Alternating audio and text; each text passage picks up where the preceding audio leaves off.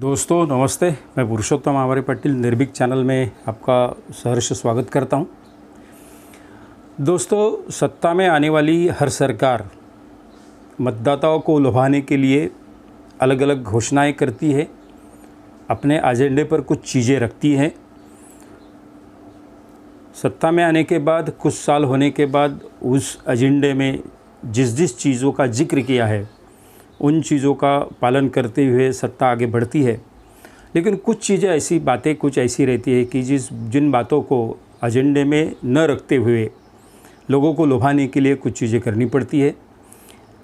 ऐसी ही एक बात महाराष्ट्र में छत्रपति शिवाजी महाराज के बारे में हुई है। छत्रपति शिवाजी महाराज और उनका इतिहास और उनकी टोटल जीवनी महाराष्ट्र में रहने वाले हर आदमी के लिए बड़ी प्रेरणादायी रही है। आज भी छत्रपति शिवाजी महाराज का नाम सुनते हुए जय भवानी जय शिवाजी इस घोष वाक्य को अगर किसी ने सुना तो उसके बदन पर रोंगटे खड़े होंगे। इस तरह का रोमहर्षक छत्रपति शिवाजी महाराज का इतिहास रहा है। इसलिए छत्रपति शिवाजी महाराज महाराष्ट्र में रहने वाले हर मराठी मानुस के लिए बड़ा गौरव का विषय है। ये सारी चीज़ों को देखते हुए महाराष्ट्र के सत्ता पर आने वाली हर सरकार हर संभव प्रयास करती है कि छत्रपति शिवाजी महाराज के जितने भी गढ़ किले हैं वो गढ़ किलों का रखरखाव रखा जाए। छत्रपति शिवाजी महाराज की जयंती बड़े पैमाने पर मनाई जाए। छत्रपति शिवाजी महाराज के पुतले स्मारक जितने भी हो, जिन स्मारकों पुतलों और गढ़ किलों की वजह से उनका इतिहास आने वाली पीढ़ियाँ इतिहास से कुछ सीख ले सके, इस तरह का प्रयास करती है। छत्रपति शिवाजी महाराज के जीवन से प्रेरणा लेने वाले बहुत सारे लोग करोड़ों की तादाद में महाराष्ट्र और आजू बाजू के प्रदेश में रहते हैं। जहाँ जहाँ मराठी आदमी गया है वो छत्रपति शिवाजी महाराज को नमन करने वाला है। इसलिए छत्रपति शिवाजी महाराज एक ऐसा चलनी सिक्का बन गया है कि वो सिक्का उछालो और वोट ले लो। महाराष्ट्र सरकार ने भी कुछ सालों से ये प्रयास किया है कि छत्रपति शिवाजी महाराज को जो तलवार थी, जिन तलवारों के बल पर उन्होंने बहुत सारी लड़ाइयाँ लड़ी, भवानी तलवार उस तलवार को कहते हैं कि वो अभी लंदन के म्यूज़ियम में रखी है। शिवाजी महाराज की भवानी तलवार हम महाराष्ट्र में वापस लाएंगे, ऐसी सारी घोषणाएं बहुत सारी सरकार करती है।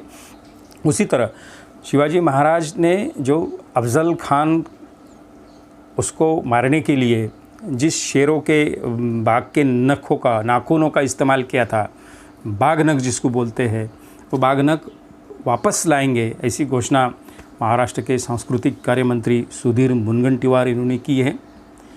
और ये घोषणा को पहली बार ऑब्जेक्शन लिया है सेना नेता आदित्य ठाकरे जी ने। आदित्य ठाकरे का यह कहना था कि लंदन के म्यूज़ियम में जो बाघ नख रखे हैं वो छत्रपति शिवाजी महाराज ने इस्तेमाल किए ही नहीं है, वो बाघ नख है, ये इसका सबूत क्या है। उस पर भी बहुत बड़े पैमाने पर कंट्रोवर्सी हुई। आदित्य ठाकरे पर बहुत बीजेपी नेताओं ने तंज कसा और आदित्य ठाकरे जी का कहना सच है ऐसा प्रमाण कुछ लोगों ने दिया है। इतिहासकार इंद्रजीत सावंत कहते हैं कि छत्रपति शिवाजी महाराज ने अपने जीवन में उन बाघ नखों का इस्तेमाल अफजल खान के उससे युद्ध करते हुए उसका मृत्यु जिस बाघ नखों से हुआ था उसमें इस्तेमाल हो ही नहीं। पहले आप सुनिए कि इंद्रजीत सावंत जो इतिहासकार है वो मराठी में क्या कहते हैं। शिवछत्रपतींनी अफजल खान वधाच्या वेळेला जे वाघनख नावाचं शस्त्र वापरलं ते शस्त्र कुठलं आहे, कुठं आहे याविषयीची स्पष्टता 1919 पर्यंत होती, कारण ते शस्त्र सातारा छत्रपतींच्या शिलेखान्यात होतं, त्याविषयीच्या नोंदी उपलब्ध आहेत। पण आता जे व्हिक्टोरिया अँड अल्बर्ट म्युझियम मध्ये जे वाघनख 3 वर्षासाठी शासन इथं परत आणतंय लोनवर, ते वाघनख शिवछत्रपतींनी अफजल खान वधाच्या वेळेला वापरलेलं वाघनख नाही हे स्पष्ट आहे। कारण 1919 पर्यंत जर इथं वाघनख असतील शिवाजी महाराजांनी अफजल खान वधाच्या वेळेला वापरलेली, त्याच्या नोंदी असतील, त्याची छायाचित्र असतील, तर 1919च्या अगोदरच व्हिक्टोरिया अँड अल्बर्ट संग्रहालयामध्ये जमा झालेलं वाघनख हे शिवछत्रपतींचं असू शकत नाही। आणि ज्या ग्रँड रफनं ते वाघनख तिथं दिलेलं आहे व्हिक्टोरिया अँड अल्बर्ट म्युझियम मध्ये, ते वाघनख हे सातारकर छत्रपतींच्या गादीवर इंग्रजांनी प्रतापसिंह महाराज म्हणून एक व्यक्ती बसवलेले होते 1818ला दुसऱ्या बाजीरावाच्या पराभवानंतर.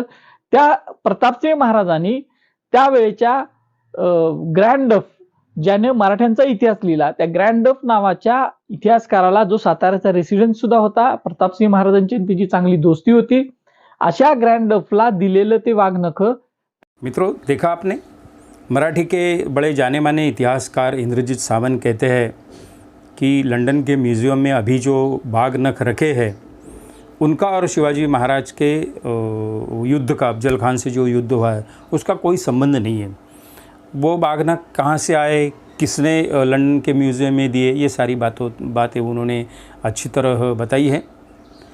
लेकिन सवाल ये पैदा होता है कि कोई सरकार को ऐसी घोषणा करनी चाहिए, जो सच है वो सच शिव प्रेमियों को बताइए.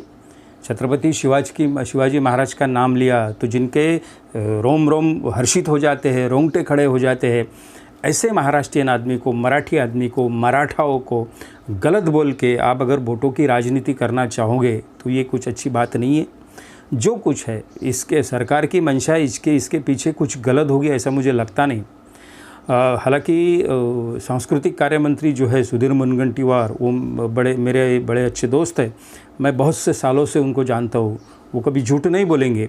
उनके सामने जो कुछ ऐतिहासिक तथ्य आए हैं उनके आधार पर शायद उनकी घोषणा होगी. मेरी जानकारी के अनुसार वो अभी फ़िलहाल लंदन में है. कल ही उन्होंने लंदन के म्यूज़ियम के साथ में बाघनख महाराष्ट्र में लाने के लिए जो MOU किया है वो भी शायद हो गया है.